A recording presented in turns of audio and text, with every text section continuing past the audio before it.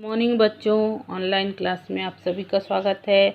आज हम क्लास 3 का सेकंड चैप्टर वर्ण और शब्द का अध्ययन करेंगे। मात्राएं आज पढ़ेंगे। मात्राएं जब हम मामा दीदी सुई, यहाँ मामा में म के साथ आ, दीदी में द के साथ ई और सुई में स के साथ उ स्वर जुड़ा है। जब व्यंजन के साथ स्वर चिन्ह के रूप में जुड़ते हैं तब ये मात्रा कहलाते हैं, है ना। मामा में आ की मात्रा, ई में दी में बड़ी की मात्रा और स में उ की मात्रा जोड़ा गया है, तब ये मामा दीदी और सुई का बना है। हम चिन्ह के रूप में मात्रा लगाकर हम शब्द बनाते हैं, है ना। तो आगे हम पढ़ेंगे। प्रत्येक स्वर का एक निश्चित चिन्ह होता है। प्रत्येक स्वर का जो एक निश्चित चिन्ह होता है। मूल रूप में व्यंजन बिना स्वर के होते हैं और हल चिन्ह लगाकर लिखा जाता है। अस्वर मिलाने पर उसका रूप पूरा हो जाता है और हल चिन्ह हट जाता है। शब्द बनाते समय व्यंजन के साथ स्वर आने पर उसे मात्रा के रूप में लिखा जाता है। देखो, जब हम व्यंजन बिना स्वर के होते हैं, सभी क ख ग घ सभी बिना स्वर के होते हैं, तो हम ये चिन्ह लगाते हैं, है ना। और जब हम अस्वर मिलने पर उसका रूप पूरा हो जाता है और हल चिन्ह हट जाता है। और शब्द बनाने से व्यंजन के साथ स्वर आने पर उसे मात्रा के रूप में लिखा जाता है। उसको मात्रा के रूप में लिखा जाता है। स्वर, व्यंजन, स्वर, मात्रा। देखो यहाँ पर स्वर पूरा दिया हुआ है, क से अ तक, और मात्रा भी दिया हुआ है। अ में कोई मात्रा नहीं है ना। और इसमें आ की मात्रा है, ई, बड़ी, छोटी ऊ, बड़ा ऊ, रू, ए, ओ, औ, ये सब मात्राएं हो गया।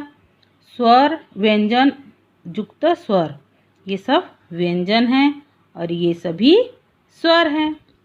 मात्रा सहित, देखो जितने भी स्वर व्यंजन हैं यहाँ पर मात्रा लगाया हुआ है। पहले में तो अ में कोई मात्रा नहीं है, उसके बाद त में आ की मात्रा, बड़ी ई की मात्रा, छोटी की मात्रा, बड़े की मात्रा, छोटा ऊ, बड़ा ऊ, रू, ए की मात्रा, ए की मात्रा, ओ की मात्रा, औ की मात्रा, ये सब मात्रा सहित हो गया। अब यहाँ पर इसका शब्द बना है।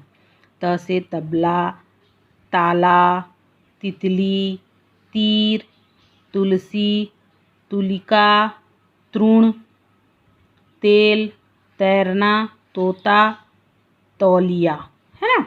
ये हो गया व्यंजन, स्वर और मात्रा।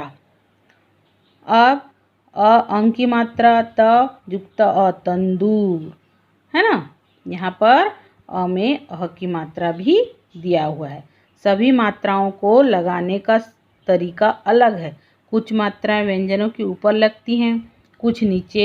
र के साथ उ या ऊ की मात्रा उसके दाहिनी तरफ बीच में लगती है, जैसे रूप युक्त र युक्त उ, रू, रुपया, रुई।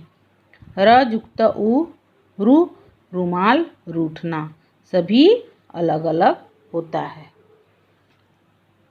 हमने यह भी जाना, अनुनासिक चंद्र बिंदु, इसका उच्चारण मुख नासिका से होता है। अनुनासिकता को लिखने के लिए प्रत्येक स्वर या उसकी मात्रा के ऊपर चंद्र बिंदु लगाया जाता है, जैसे आँख, चांद।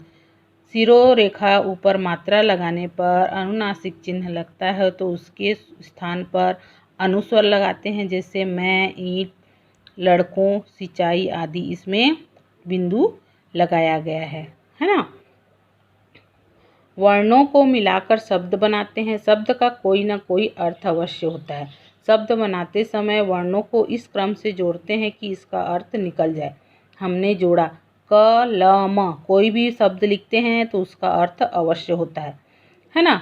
तो यहाँ पर देखो क, ल, म, इसका अर्थ है पेन, कलम जिसमें हम लिखते हैं। ल, क, म अर्थ नहीं है, इसका कोई भी अर्थ नहीं है। फल, फूल, फली शब्द क्योंकि इनके अलग अलग अर्थ हैं। इसमें एक जैसे वर्ण होने पर भी इसके अंतर है। यह अंतर फ और ल में लगी मात्राओं के कारण हुआ है। जैसे फल, फूल, फली शब्द वर्णों का ऐसा समूह होता है जिसका कोई अर्थ हो। कोई भी शब्द लिखते हैं तो उसका कोई अर्थ होना चाहिए।